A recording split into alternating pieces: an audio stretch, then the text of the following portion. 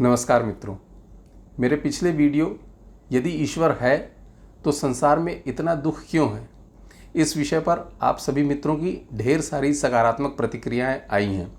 इसके लिए आप सबका हृदय से धन्यवाद। परंतु कुछ मित्रों ने कुछ प्रश्न भी पूछे हैं, क्योंकि उसमें फलित ज्योतिष के विषय में भी बात की गई थी। जिन मित्रों ने अभी तक वह वीडियो न देखा हो, उसकी लिंक मैं ऊपर आई बटन में एवं नीचे डिस्क्रिप्शन बॉक्स में दे दूंगा, जहां पर क्लिक करके वे उसे देख सकते हैं। तो उस वीडियो पर प्रश्न पूछते हुए कुछ मित्रों ने कहा है कि यह कैसे कहा जा सकता है कि फलित ज्योतिष नहीं होता है या इसका कोई भी प्रमाण नहीं है। उस वीडियो में ऐसा कहीं नहीं कहा गया है कि फलित ज्योतिष नहीं होता है।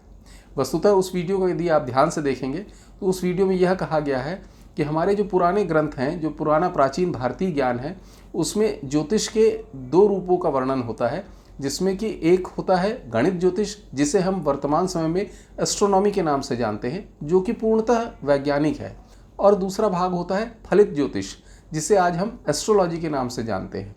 तो प्राचीन भारतीय जो हमारा अध्यात्म है, जो हमारे ग्रंथ हैं, जो हमारे शास्त्र हैं, वे सिर्फ एस्ट्रोनॉमी की बात करते हैं, जो पूर्णतः वैज्ञानिक जानकारी है, जिसमें सेलेस्टियल बॉडीज जैसे सूर्य, चंद्रमा, तारे, ग्रह, नक्षत्रों की स्थितियों का वर्णन होता है, और उसके आधार पर जो हमारे पृथ्वी पर परिवर्तन आते हैं उनका वर्णन होता है। तो इस तरह से यह एक पूर्ण विज्ञान है, जिसका वर्णन हमारे प्राचीन ग्रंथों में मिलता है। परंतु फलित ज्योतिष बहुत नई शाखा है, जिसका वर्णन हमारे प्राचीन भारतीय ग्रंथों में नहीं मिलता है। इसी बात का वर्णन उस वीडियो में किया गया था। तो पहली बात तो यह कि यह बात कही गई है कि प्राचीन भारतीय ग्रंथों में फलित ज्योतिष का वर्णन नहीं है, गणित ज्योतिष का वर्णन है। दूसरी बात यह कि जो मित्र यह कह रहे हैं कि फलित ज्योतिष तो निश्चित रूप से प्रभाव डालता है, क्योंकि ग्रह नक्षत्रों का हमारे शरीर के ऊपर अवश्य प्रभाव होता होगा, तो इसलिए फलित ज्योतिष भी पूर्णतः वैज्ञानिक है। परंतु दुर्भाग्य से आज दिनांक तक फलित ज्योतिष के पक्ष में किसी भी तरह के वैज्ञानिक साक्ष्य उपलब्ध नहीं है। इसलिए विज्ञान की दृष्टि से अभी यही कहना उचित होगा कि आज दिनांक तक फलित ज्योतिष वैज्ञानिक दृष्टि से प्रमाणित नहीं है।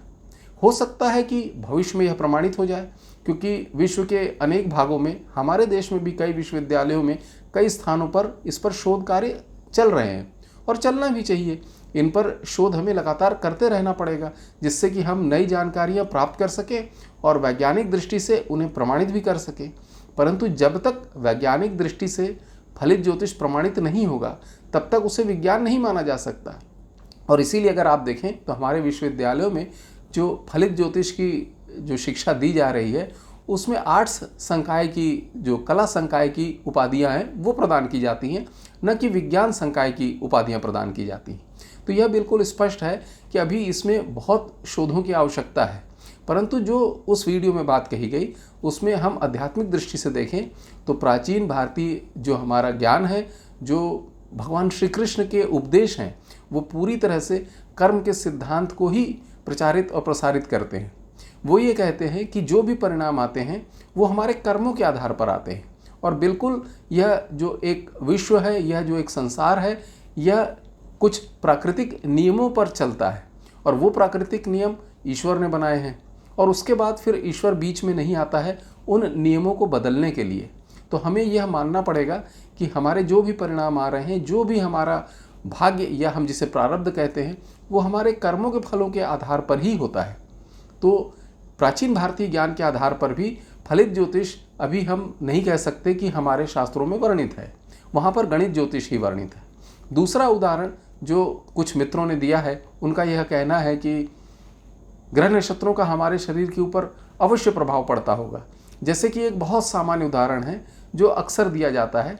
वे यह कहते हैं कि जैसे चंद्रमा के कारण समुद्र में ज्वार भाटा आता है, तो हमारा शरीर भी, चूँकि हमारे शरीर में अगर हम देखें तो 5.5 लीटर रक्त होता है, तो हमारे शरीर में जल तत्व की बहुत प्रधानता होती है।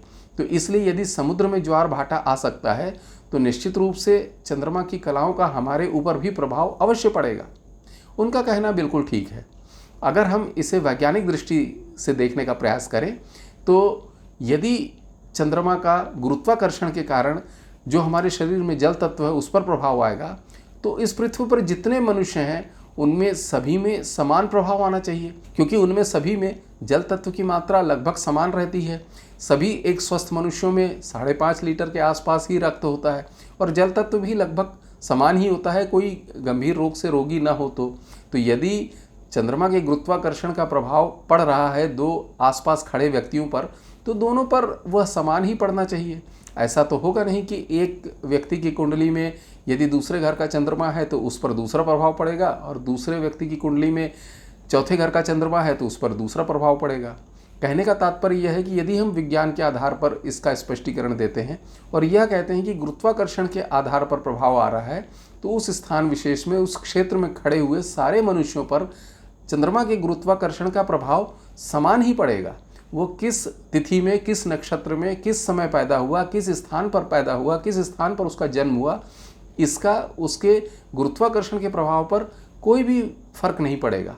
इसलिए यह कहना बिल्कुल गलत होगा कि चंद्रमा के गुरुत्वाकर्षण के प्रभाव के कारण अलग अलग मनुष्यों के अलग अलग फल आते हैं। तो पहली बात तो यह बिल्कुल स्पष्ट हो गई कि सभी मनुष्यों पर समान प्रभाव पड़ना चाहिए। दूसरी बात, अगर हम यह देखें कि चंद्रमा का जो गुरुत्वाकर्षण है वो कितना प्रभाव डालता है, विज्ञान की दृष्टि से अगर हम देखें तो यह बिल्कुल, इसे निग्लिजिबल कहा जाता है, नगण्य, जिसे हम गिनती में भी नहीं ले सकते। इतना कम प्रभाव मनुष्य के शरीर पर पड़ता है उस गुरुत्वाकर्षण का।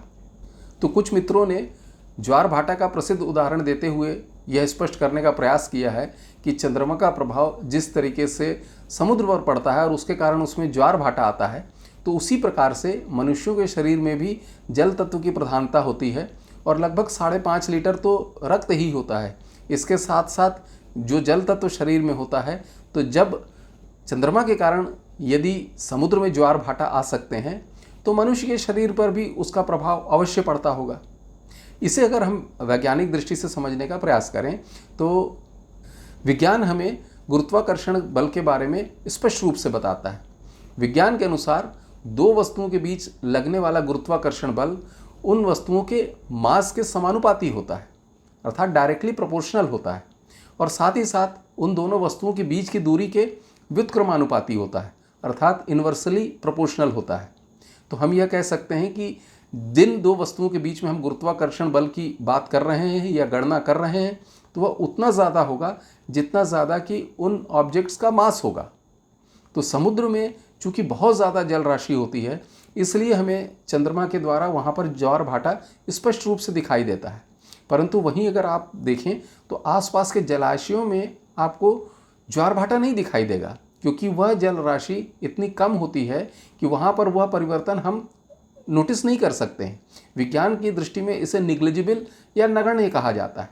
तो जब जलाशयों तक में वह प्रभाव हमें नहीं दिखाता, तो मनुष्य के शरीर में तो और कम जल की मात्रा होती है, तो वहाँ पर वो हमें कैसे दिखाई देगा, वो कैसे हमें पता चलेगा, क्योंकि वह नोटिस किए जाने लायक नहीं होता है और नगण्य होता है। तो अगर हम इसे एक साधारण उदाहरण से समझने का प्रयास करते हैं कि कल्पना करिए कि मैं किसी काम से मुंबई जाता हूँ और मुंबई में संयोग से वह दिन ज्वार भाटा का ही दिन है। तो आपको मालूम है कि गेटवे ऑफ इंडिया के सामने ही भारत का प्रतिष्ठित 5 स्टार होटल है, ताज होटल। तो कल्पना करिए कि मैं ताज होटल में बैठा हुआ हूँ और खिड़की से बाहर समुद्र की ओर देख रहा हूँ। तो समुद्र में चूँकि ज्वार भाटा आया हुआ है, परंतु उसी समय वेटर मेरे सामने एक गिलास पानी का रख के जाता है। मैं बाहर खिड़की से समुद्र में ज्वार भाटा को देखता हूँ तो मुझे दिखाई देता है कि समुद्र में बहुत विशाल लहरें उठ रही हैं। फिर मैं अपने गिलास की ओर देखता हूँ तो मेरे पानी के गिलास में गिलास पूरी तरह से पानी से भरा हुआ है, लेकिन इसमें किसी भी तरह का ज्वार भाटा मुझे दिखाई नहीं दे रहा। तो ऐसा क्यों होता है? मैं आश्चर्यचकित हूँ कि अगर समुद्र के पानी में बस रोड के उस पार ज्वार भाटा आ सकता है तो मेरे ग्लास के पानी में ज्वार भाटा क्यों नहीं आ रहा है। और जब होटल से निकलने के बाद मैं बाहर स्विमिंग पूल के बगल से होकर गुजरता हूँ तो मैं देखता हूँ कि स्विमिंग पूल में तो तुलनात्मक रूप से और ज़्यादा पानी है, परंतु वहाँ भी मुझे कोई ज्वार भाटा नहीं दिखाई देता। और जब मैं बाहर आता हूँ होटल से तो वहीं मैं देखता हूँ कि सड़क के उस पार समुद्र में बहुत विशाल लहरें उठ रही हैं। ज्वार भाटा बिल्कुल स्पष्ट रूप से दिखाई दे रहा है और लोगों को समुद्र से दूर रहने की चेतावनी दी जा रही है। तो ऐसा क्यों होता है? विज्ञान ने इसका उत्तर बिल्कुल स्पष्ट दिया है कि जितना ज़्यादा मास होगा उतना ज़्यादा हम गुरुत्वाकर्षण बल आरोपित कर सकेंगे। और इसलिए समुद्र में यह ज्वार भाटा दिखाई देता है, परंतु छोटे जलाशयों में या जहाँ छोटे जल की मात्रा होती है वहाँ पर यह बल नगण्य हो जाता है, हम उसे अनुभव नहीं कर सकते हैं। और साथ ही साथ समुद्र इतना विशाल भी है कि इसके दूसरे छोर पे विभिन्न प्रकार का गुरुत्वाकर्षण बल लग रहा होगा, क्योंकि वो चंद्रमा से उसकी दूरी विभिन्न होगी। तो इसलिए भी ज्वार भाटा स्पष्ट रूप से समुद्र में हमें दिखाई देता है, जबकि जलाशयों में या छोटे जल स्रोतों में यह हमें नहीं दिखाई देता। तो यहाँ पर बिल्कुल विज्ञान के अनुसार दो बातें बिल्कुल स्पष्ट हैं कि पहली तो यह कि यदि चंद्रमा का जो गुरुत्वाकर्षण का प्रभाव है यदि वह जल राशि के कारण मनुष्यों के शरीर पर पड़ेगा तो जितने भी मनुष्य वहाँ पर खड़े हुए हैं सबके ऊपर समान रूप से पड़ेगा। और दूसरी बात यह कि वह बल इतना नगण्य होगा क्योंकि उसकी जो जल राशि की मात्रा है वह इतनी कम होगी कि वह नोटिस नहीं किया जा सकेगा।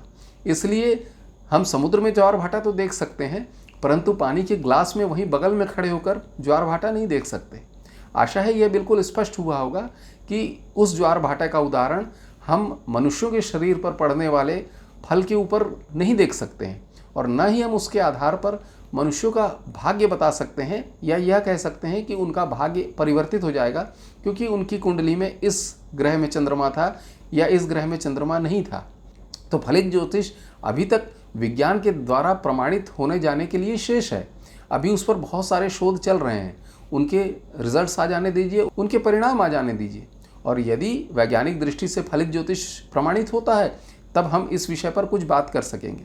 परंतु अभी तो आधुनिक विज्ञान के अनुसार भी और प्राचीन भारतीय ज्ञान के अनुसार भी फलित ज्योतिष कार्य नहीं करता है, क्योंकि यदि फलित ज्योतिष कार्य करेगा, यदि ग्रह नक्षत्रों के कारण ही आपका भाग्य और भविष्य तय होगा, तो फिर कर्म का सिद्धांत फेल हो जाएगा, भगवान श्री कृष्ण की गीता व्यर्थ हो जाएगी, क्योंकि फिर कर्म कोई मनुष्य करेगा ही नहीं। जो भी फल आएंगे उसके ग्रह नक्षत्रों की पोजीशन के अनुसार आएंगे, और जब ग्रह नक्षत्रों की स्थितियों के अनुसार आपका भविष्य तय हो जाएगा तो फिर आपका तो कुछ दोष रहा ही नहीं। आप किसी भी अपराधी को कह सकते हैं कि उसने इतने अपराध इसलिए किए क्योंकि उसकी कुंडली में इस तरह के ग्रह नक्षत्र थे, और साथ ही साथ आप किसी भी अच्छे कार्य करने वाले व्यक्ति को हो सकता है कि उसे वो लाभ नहीं मिले क्योंकि उसके ग्रह नक्षत्र खराब है। तो ऐसा प्राचीन भारतीय अध्यात्म के अनुसार संभव नहीं है। तो अभी वैज्ञानिक परीक्षणों की बहुत आवश्यकता है, उन परीक्षणों को हो जाने दीजिए, उसके बाद किसी तरह के निष्कर्ष पर अगर हम पहुँचें तो हमारे लिए उचित होगा। आशा है यह बात अब आपको स्पष्ट हुई होगी और यह जानकारी आपको अच्छी लगी होगी। यदि यह वीडियो आपको अच्छा लगा हो तो इसे अपने अन्य मित्रों के साथ भी शेयर करें, क्योंकि हम देखते हैं कि प्राचीन भारतीय ज्ञान को लेकर हमारे समाज में बहुत सारे भ्रम हैं और बहुत सारी बातें समय के साथ साथ उसमें जुड़ गई हैं जो कि हमारे प्राचीन भारतीय ज्ञान में हैं ही नहीं। तो हमें उन्हें वैज्ञानिक दृष्टि से परखना पड़ेगा, और यदि वो वैज्ञानिक दृष्टि से प्रमाणित होती हैं तो वे स्वीकार्य होंगी, और यदि वे वैज्ञानिक दृष्टि से प्रमाणित नहीं होती हैं तो हमें उन्हें त्यागना पड़ेगा। तभी हम प्राचीन भारतीय ज्ञान के भी समीप हो सकेंगे और आधुनिक विज्ञान के भी समीप हो सकेंगे, और आगे भारत को भी विश्वगुरु बना सकेंगे और अपना भी आध्यात्मिक विकास कर सकेंगे, जो कि हमारे प्राचीन भारतीय अध्यात्म का उद्देश्य ही है। इस चैनल का उद्देश्य किसी भी तरह का आर्थिक लाभ नहीं है। इस चैनल का उद्देश्य ही है कि हम प्राचीन भारतीय ज्ञान को, जो कि पूर्णतः वैज्ञानिक भी है, ज़्यादा से ज़्यादा भारतीयों तक पहुंचा सकें। इसके लिए आपके सहयोग की भी आवश्यकता है।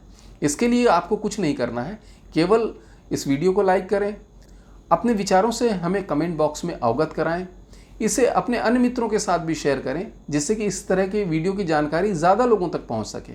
कृपया चैनल को सब्सक्राइब करें एवं बेल नोटिफिकेशन भी क्लिक करें, जिससे कि इस तरह की वीडियो की जानकारी आपको समय पर मिल सके। तो इसके लिए आपके ऊपर कोई भी आर्थिक बोझ नहीं पड़ता है, परंतु YouTube के एल्गोरिदम के अनुसार फिर यह ज़्यादा लोगों तक पहुंच सकता है। तो कृपया लाइक करें, सब्सक्राइब करें, बेल नोटिफिकेशन क्लिक करें और अन्य मित्रों के साथ शेयर करते हुए अपने विचारों से हमें अवगत कराएं। धन्यवाद।